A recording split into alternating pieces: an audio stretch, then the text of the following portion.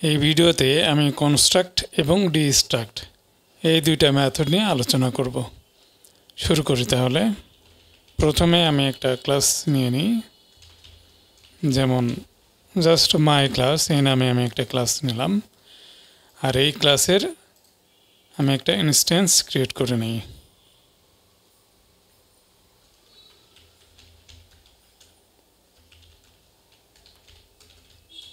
ওকে, class বানালাম, ক্লাসের একটা ইনস্ট্যান্স এখানে ক্রিয়েট করে নিলাম, মানে আমি এখানে মাই ক্লাসের একটা অবজেক্ট আমি এখানে বানিয়ে নিলাম। এর ভিতরে এবার আমি প্রথমে কনস্ট্রাক্ট এই মেথডটা লিখব। আমি আবার বলছি যে কনস্ট্রাক্ট এটা হলো পিএইচপি ওওপি, এটার কিছু ম্যাজিক মেথড আছে তার ভিতরে একটা, এবং খুবই পপুলার। এখন আমরা জানবো বিস্তারিত অ্যাকচুয়ালি এই মেথডের কী কাজ। আমি এখানে একটা একো লিখি,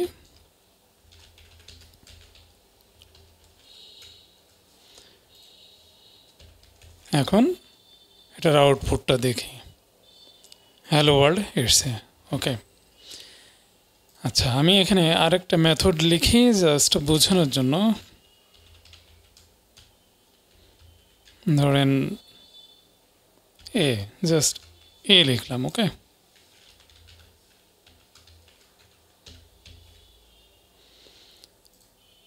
আরেকটাও লিখি, তাহলে আরও ক্লিয়ার হয়ে যাবেন। আর এটা হলো বি। ওকে, এবং দুইটা মেথডকে আমি কল করে দিই এখানে, একটা হলো এ এবং আরেকটা হলো বি। ওকে, তো আমি এগুলো নিচে নিচে নিয়ে আসবো। আমি বিভিন্নভাবে নিচে নিচে নামাতে পারি, যেমন বি ট্যাগ ইউজ করতে পারি, অথবা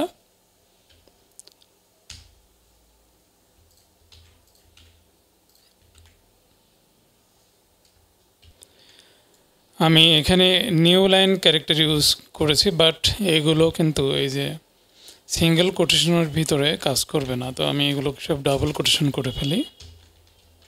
এবার যদি রিলোড করি তারপরেও কিন্তু কাজ করে না। এর কারণ হলো আমরা জানি যে ব্রাউজারে বাই ডিফল্ট যে আউটপুটটা আমরা দেখছি এটা হলো HTML ফরম্যাটে আউটপুট হচ্ছে। তো আমরা যেটা করব এখানে হলো হিডারের কন্টেন্ট টাইপটা চেঞ্জ করে দেব।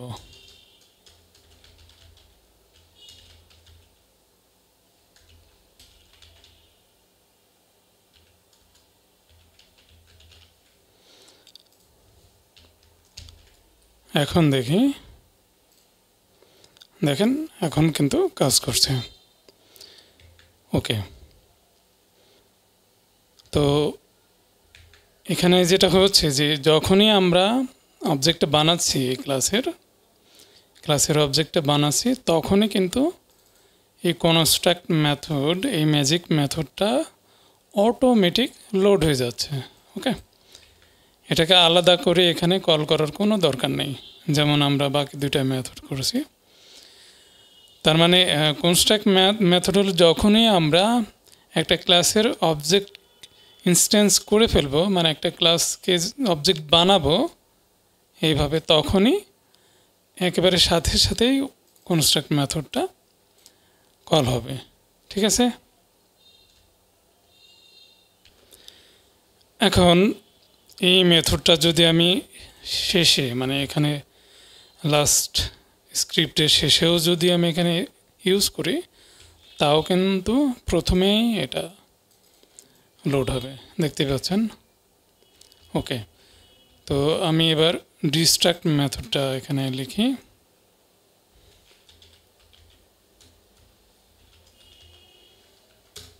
এখানে খেয়াল করবেন যে এই যে ম্যাজিক মেথডগুলো আমি এখানে লিখছি, এগুলো কিন্তু ডাবল আন্ডারস্কোর, একটা আন্ডারস্কোর তারপরে আর একটা, তারপরে হলো কনস্ট্রাক্ট নেম। এগুলোর স্পেলিং ভুল করা যাবে না, কিছুই ভুল করা যাবে না।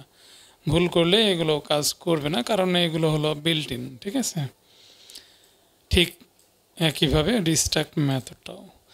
আচ্ছা, তো ডিস্ট্রাক্ট মেথডটা কখন কাজ করে, এটা কনস্ট্রাক্টের অপোজিট, একেবারে স্ক্রিপ্ট যখন এন্ড হয়ে যাবে তখন ডিস্ট্রাক্ট মেথডটা কাজ করবে। ঠিক আছে, তো আমি এখানে একটা ইকো করে আমি এখানে লিখে দিলাম, এটাই লিখে দিলাম। আমি যদি এটা একেবারে সবার প্রথমেও নিয়ে যাই, স্ক্রিপ্টের একেবারে শুরুর দিকেও নিয়ে যাই, তারপরেও দেখেন এটা কিন্তু কল হচ্ছে একেবারে শেষে, তাহলে বুঝতে পারছেন। আর এখানে কনস্ট্রাক্ট মেথডটা খুবই পপুলার, বাট ডিস্ট্রাক্ট এই মেথডটা তেমন একটা ইউজ আমরা দেখি না, খুব কম ইউজ হয়। তো যেহেতু কনস্ট্রাক্ট আর ডিস্ট্রাক্ট এই দুটা মেথড আমি এখানে একসাথে দেখালাম, কারণ একটা আরেকটার অপোজিট এবং রিলেটিভ বলতে পারি, এই জন্য দেখালাম যাতে আপনারা বুঝতে পারেন এবং একই সাথে দুইটা মেথড এক ভিডিওতে শিখতে পারেন, এই জন্য। ঠিক আছে, ওকে। তো এবার জেনে নিই যে কনস্ট্রাক্ট এই মেথডটা কখন এবং কেন ইউজ করি আমরা।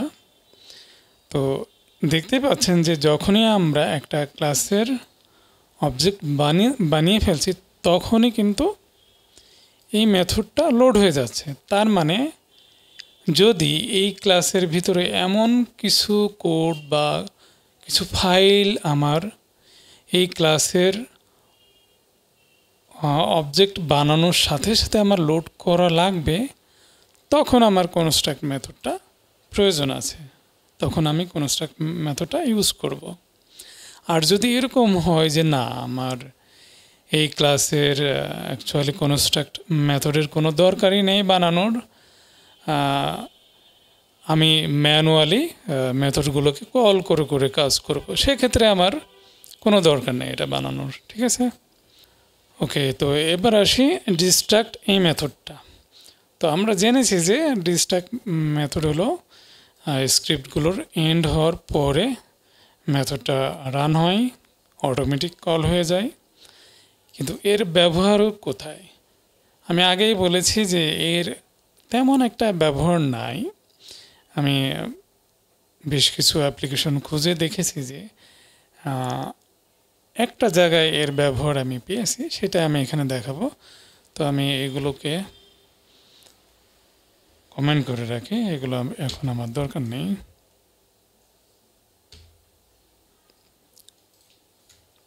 আমি নতুন করে আরেকটা ক্লাস নিই, ক্লাসের নাম দিলাম যে ফাইল লগর। তো ক্লাসের নাম দেখেই বুঝতে পারছেন যে এখানে আমি লগ ফাইল তৈরি করতে যাচ্ছি। তো আমি ক্লাসের ইনস্ট্যান্স এখানে রেডি করে নিই।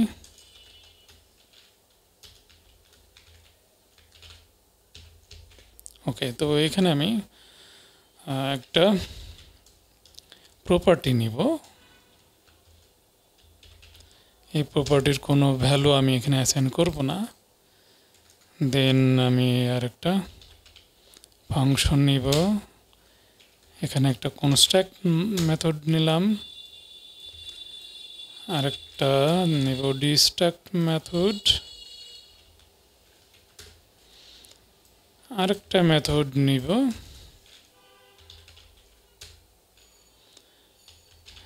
সেটা হলো আমি ফাইল রাইট করব এখানে।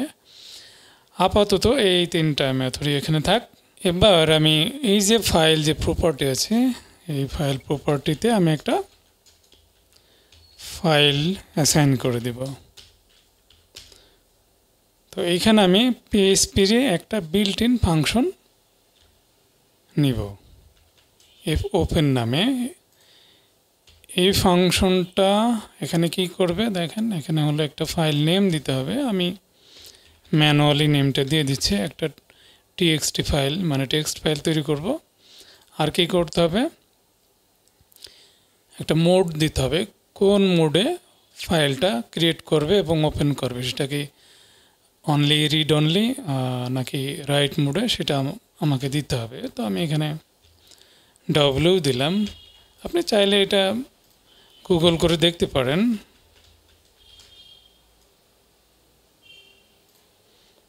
গেলে আপনি দেখবেন যে এখানে বিভিন্ন রকম মোড, কোনটার কী কাজ এটা বলছে এখানে।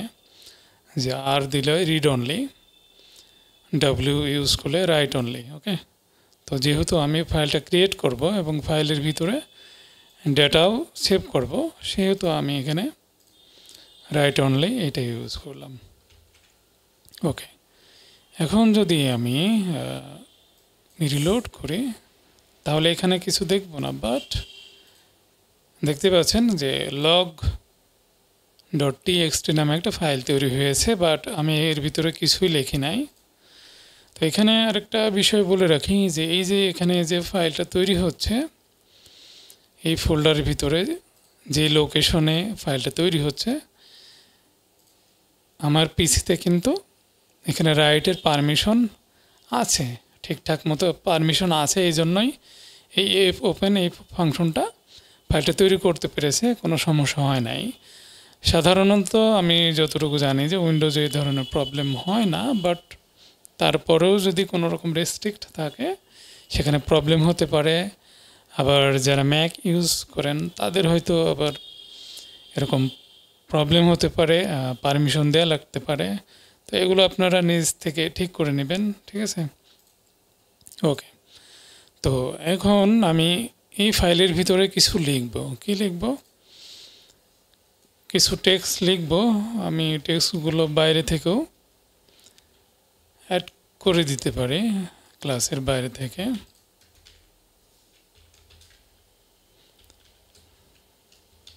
ধরেন আমি লিখলাম লাস্ট লগ ইন ফ্রম, এইভাবে আইপির মতো করে কিছু লিখে দিলাম।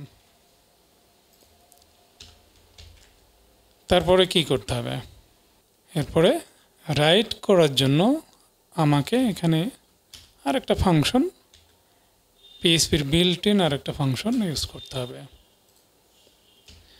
এখানে কি চাচ্ছে যে স্ট্রিম, মানে যেই টাইপের ফাইল বা যে ফাইলটা আমরা তৈরি করেছি সেই ফাইলটাই এখানে ইউজ করতে হবে। যেহেতু আমরা ফাইলটা পাচ্ছি, কারণ এই যে ফাইলটা তৈরি হচ্ছে এবং ফাইলটা এই ফাইল প্রপার্টিতে অ্যাসাইন করে দিয়েছি, তার মানে আমি এই প্রপার্টির ভিতরে কিন্তু ফাইলটা পেয়ে যাচ্ছি। তো ফাইলটা দিলাম, তারপরে কি চাচ্ছে? তারপরে ডেটা দিতে হবে। ডেটা আমি কি এখান থেকে পাঠাচ্ছি, তাই না? তো আমি ডেটাটা নিলাম, নিয়ে এখানে ইউজ করলাম। এবার আমাদের কিন্তু লোড করতে হবে। হ্যাঁ, সবসময় ব্রাউজারে গিয়ে ফাইলটা কিন্তু এইভাবে রান করতে হবে, না হলে কাজ করবে না। রান না করলে এই স্ক্রিপ্টগুলো কাজ করবে না। স্ক্রিপ্ট যদি কাজ না করে তাহলে তার কিছুই হবে না। এই যে দেখছেন। ওকে, তো আমি আরও যদি এখানে এরকম লিখি তাহলে কিন্তু এইগুলো এখানে অ্যাড হয়ে যাবে অটোমেটিক। আবার রিলোড করলাম, আবার দেখি, এই যে। তো এখানে সব একসাথে এক লাইনে চলে আসছে। তো আমরা চাইলে নিচে নিচে অ্যাড করতে পারি। তার জন্য আমরা যে এরা আগেও দেখিয়েছি যে ডাবল কোটেশন ইউজ করেন আর নিউ লাইন ক্যারেক্টার ব্যাকস্ল্যাশ দিয়ে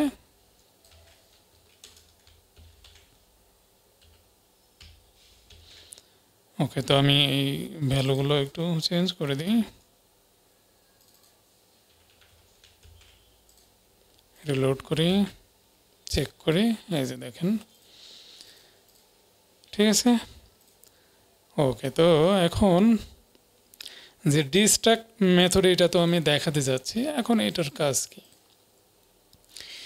এখানে এটা আমার লাগবে যেন অটোমেটিক কাজ হয়, কারণ যখন আমরা কোডের মাধ্যমে একটা ফাইল ক্রিয়েট করে ফাইলটা ওপেন করব, এই যে ওপেন এই ফাংশনটার মাধ্যমে ওপেন করছি, তাহলে যেটা হয় যে আমাদের পিসিতে, আমাদের অপারেটিং সিস্টেমে একটা রিসোর্স তৈরি হয়ে যায়। মানে এই ফাইলটা পিসিকে বলছে যে আমার একটা ফাইল ওপেন আছে। তো এইভাবে যদি একটার পর একটা আমরা ওপেন করে রাখি, একটা বড় অ্যাপ্লিকেশনে এরকম হয়তো অনেকগুলো ফাইল এভাবে ওপেন করা আছে, তাহলে অনেকগুলো রিসোর্স ওই অপারেটিং সিস্টেমে ক্রিয়েট হয়ে থাকবে। ঠিক আছে, তো নিয়ম যেটা সেটা হলো যদি কোনো ফাইল ওপেন করি আমরা, সেই ফাইলের কাজ হয়ে গেলে আমরা যেটা করব সেটা হলো ফাইলটাকে ক্লোজ করে দেব। ওকে, না হলে ওই যে বললাম যে রিসোর্সটা আমাদের সিস্টেমে ক্রিয়েট হয়েই থাকবে, যেটা এক সময় রিসোর্স শেষ হয়ে গেলে আমাদের কিন্তু কাজ আর হবে না, পরবর্তী আর কাজ কিন্তু আর হবে না। ওকে, তো আমাদের কাজ শেষ, ধরেন একটা লগ ফাইল তৈরি করলাম, কিছু লিখলাম, ডেটা পুশ করলাম, ডাটা ইনসার্ট করলাম, দেন আমাদের ফাইলটা ক্লোজ করে দিতে হবে, ব্যাস কাজ আমার এখানে শেষ। তো যেটা করতে হবে এখানে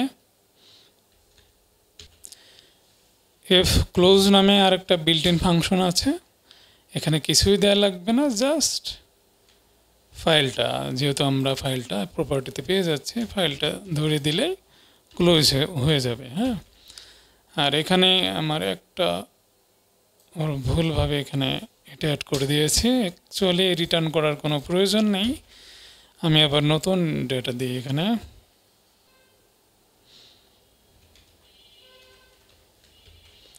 এবার লোড করি,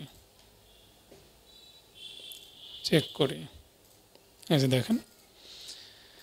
আচ্ছা, এখন কথা হলো যে এই যে এফ ওপেন, এফ ক্লোজ, এই ফাংশনগুলো আমি ইউজ করছি, আমি তো বলছি যে ফাইল এখানে ওপেন করে রাখছে এবং এই ফাংশনটার মাধ্যমে ফাইলটা ক্লোজ করে দিচ্ছে, তো এটা আমি বুঝবো কী করে? বোঝার তো কোনো কিছু এখানে আমি করি নাই, তাই না?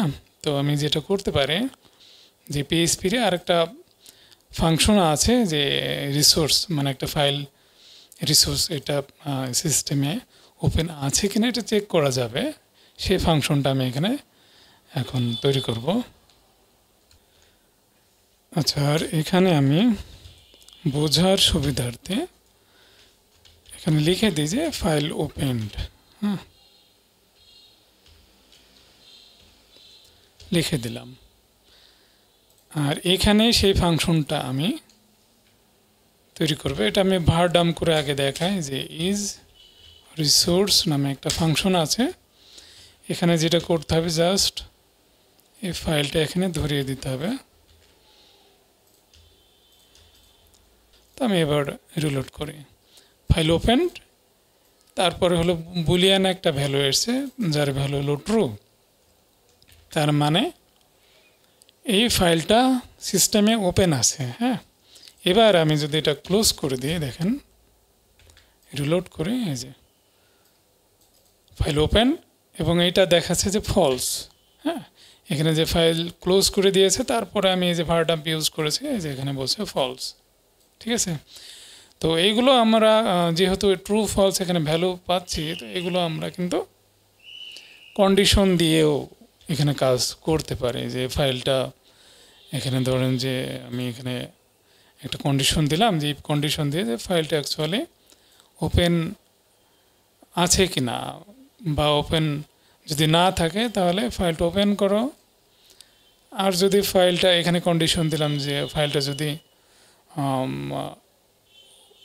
স্টিল ওপেন থাকে তাহলে ফাইলটা ক্লোজ করে দাও, জাস্ট ইফ কন্ডিশন দিয়ে এগুলো আমরা ইউজ করতে পারি। ঠিক আছে, তো এই যে বুঝতে পারলাম যে এফ ওপেন এবং এফ ক্লোজ কীভাবে কাজ করে। ওকে, তাহলে আমরা এই ভিডিওতে দুটা ম্যাজিক মেথড শিখলাম, একটা হলো কনস্ট্রাক্ট আর আরেকটা হলো ডিস্ট্রাক্ট মেথড, যেটা ব্যবহার খুব কম এবং আমি খুঁজে এই যে ফাইল মানে ফাইল ক্রিয়েট করা, এরকম লগ ফাইল টাইল ক্রিয়েট করার ক্ষেত্রে আমি এই ডিস্ট্রাক্ট মেথডের ব্যবহার পেয়েছি, মানে মূলতই এফ ক্লোজ ফাইল ক্লোজ করে দেওয়ার জন্য এই ডিস্ট্রাক্ট মেথডটা পেয়েছি আমি এই পর্যন্ত। আর কি কয়েকটা কিছু অ্যাপ্লিকেশন আমি এটা চেক করে দেখেছি যে ডিস্ট্রাক্ট মেথডটা সেখানে এরকম এইভাবে ইউজ করা আছে, বাট অন্যান্য অ্যাপ্লিকেশনে নাই, সব অ্যাপ্লিকেশনে আপনি ডিস্ট্রাক্ট মেথডের ব্যবহার পাবেন না। ওকে, তো ঠিক আছে, নেক্সট ভিডিওতে আমরা আবার নতুন বিষয় নিয়ে আলোচনা করব, ভালো থাকবেন।